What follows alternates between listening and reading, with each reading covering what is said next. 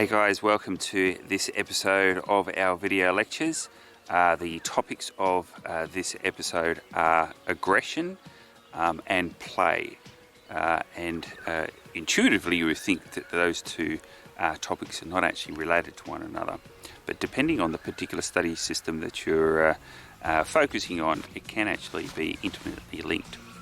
So I'm out here in the central tablelands in New South Wales again, and I'm out here doing a project on eastern grey kangaroos. As with a lot of macropods, so macropods are kangaroos, wallabies, wallaroos, eastern grey kangaroos in particular are sexually sized dimorphic, and specifically male bisexually sized dimorphic. Now all that simply means is that males are bigger than females. On average, the typical male is about a third larger than most females. Humans are another sexually sized dimorphic, male biased species, so men tend to be on average a little bit larger, more muscular than women. So in the case of eastern grey kangaroos, males compete for access to females. This is common in the natural world, as you know. In these kangaroos, males will form harems, so they'll try and monopolize access to the females within those harems. And to defend those harems, they spend a lot of time fighting one another. These fights can be pretty strenuous, they can be very violent, and they can go on for a very long time. Now, as a consequence of that physical combat, what's happened is that selection has focused on male size. And because, as you would imagine, being larger has its benefits when you're getting into a situation of physical combat, right? So what has happened is that over time, the selection pressure on males to be large so that they can better fight other males has resulted in this male biased sexual size dimorphism, so males being larger than females. And because of that size advantage during physical combat. Now, if you look across all the different species of macropods, and they're pretty diverse, as I said, they go from kangaroos, wallaroos, right down to wallabies. There is actually a lot of variation in size dimorphism between the sexes.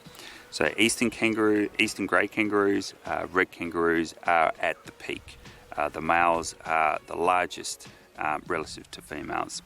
At the other end are things like Palmer wallabies, swamp wallabies, and these in these species the sexes are roughly quite similar. So they're tending towards monomorphism. So monomorphism is that both sexes are approximately the same size, or on average they're the same size.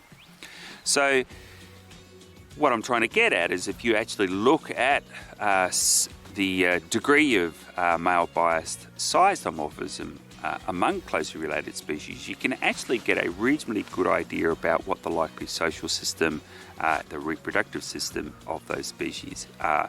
So in the case of strong or extreme male bias sexual size dimorphism, these are species that are typically associated with males having to compete directly with one another through fighting for access to females. In eastern grey kangaroos, it's the formation of these harems and defending access to those harems, becoming the dominant male. In other systems, such as lizards, males are defending space, so territories, and those territories overlap the home ranges of females, and as a consequence of defending those territories, males are trying to monopolise access to those females. But if you go down to the other end of the spectrum, where the sexes tend to be quite similar in size, you find that you don't have this type of aggression among males for competition for mating opportunities. And often what you see, in particular in macropods, those species that tend to be monomorphic also tend to be relatively asocial. So you only tend to see one maybe 2 individuals at any one time. So swamp wallabies are a particularly nice example of that. In contrast, the eastern grey kangaroos, these guys form very large mobs. At this particular site that I'm at now, the average mob this morning was about 60 to 65 individuals, and within that large mob you'll have these subsets or these groups forming where these males are trying to monopolise access to the females. So aggression leads to sexual-sized dimorphism when males are competing physically for access to females. Now, the other topic that I was going to talk about today is play behaviour. Now, in eastern grey kangaroos, the juveniles and subadults will often spend a lot of time playing, but in particular they'll spend a lot of time play fighting with one another. And there is a lot of uncertainty about what the function of play is, just generally in the animal world, and in a particular case of these eastern grey kangaroos, what it is that these play fighting functions as. Now, often we fall into this trap that we observe something in nature and we have to come up with an adaptive explanation to it. So it could be that play is simply that. So animals are playing because they enjoy playing, so on and so forth. There is no particular adaptive reason for it. The flip side is that perhaps there is an adaptive function to play behaviour, in particular play fighting.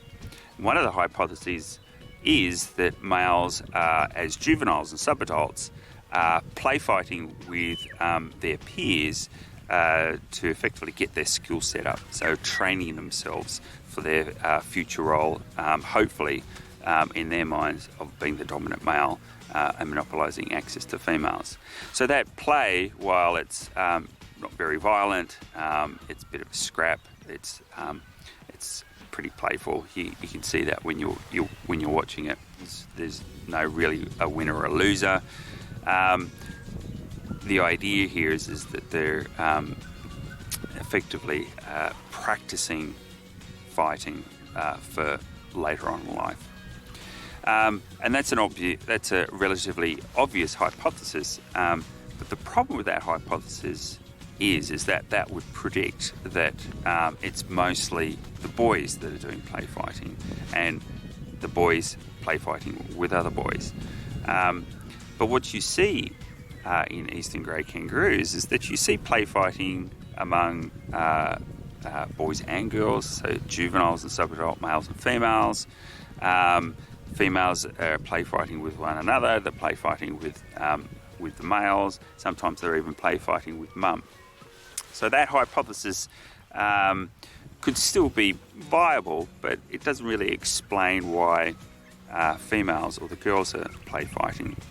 So the second hypothesis is that play fighting is its adaptive function, if there is adaptive function, is to cement social bonds.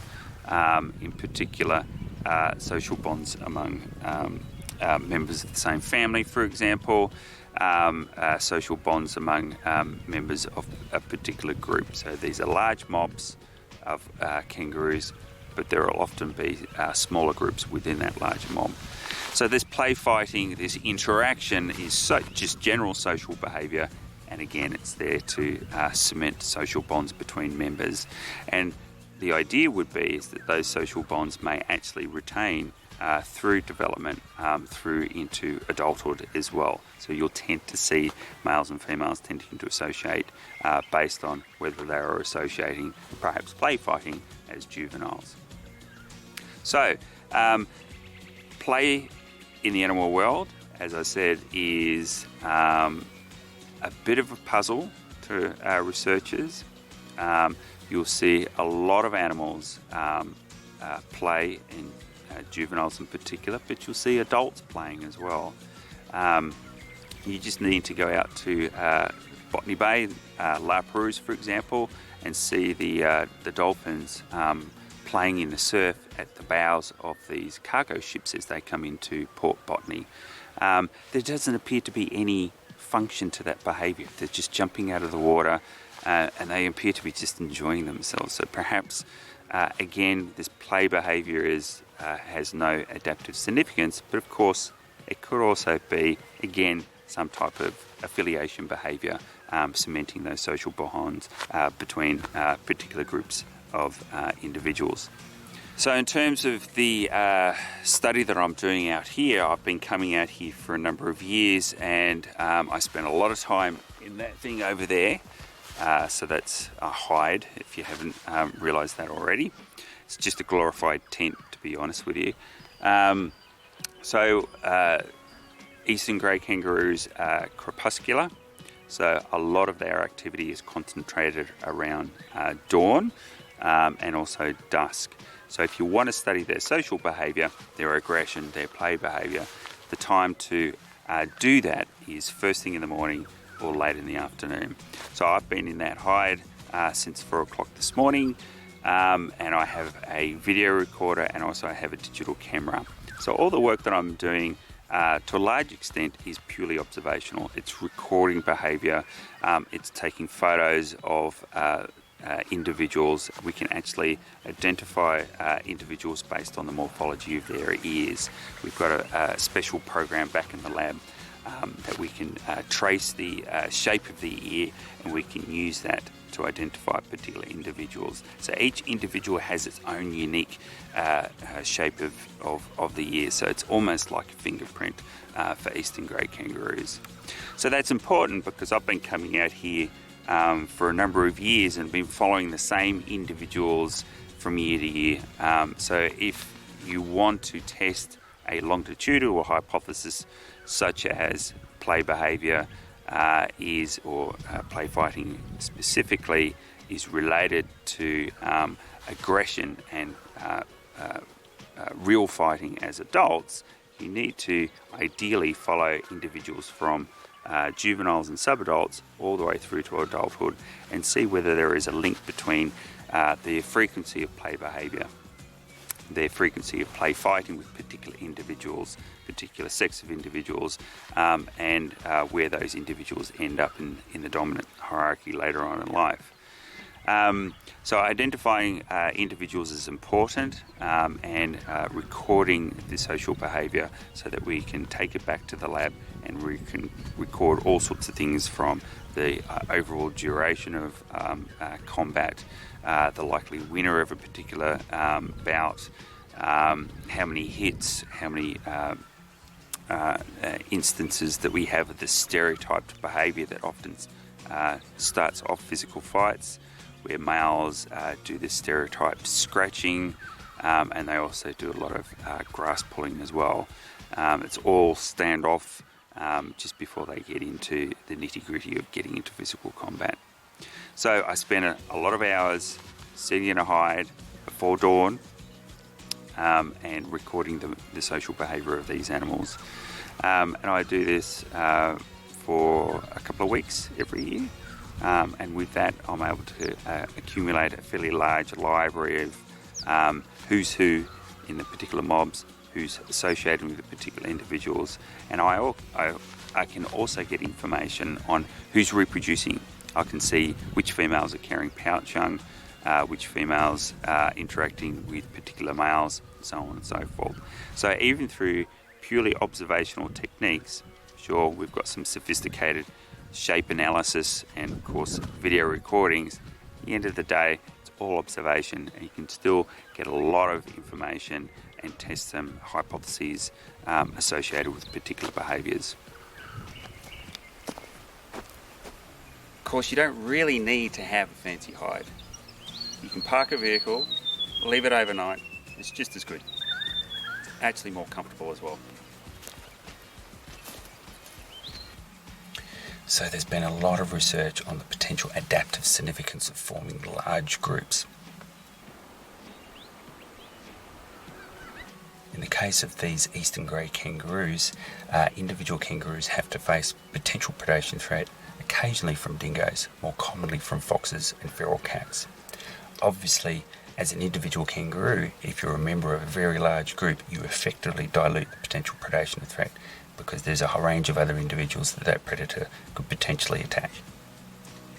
What that means is being part of large groups means you can devote your activity to other things other than vigilance behaviour, checking in with the surrounding environment, making sure that there are no potential predation threats. And in the case of these eastern grey kangaroos, it means that individual kangaroos can spend more time foraging and also finding potential mates if you're a male.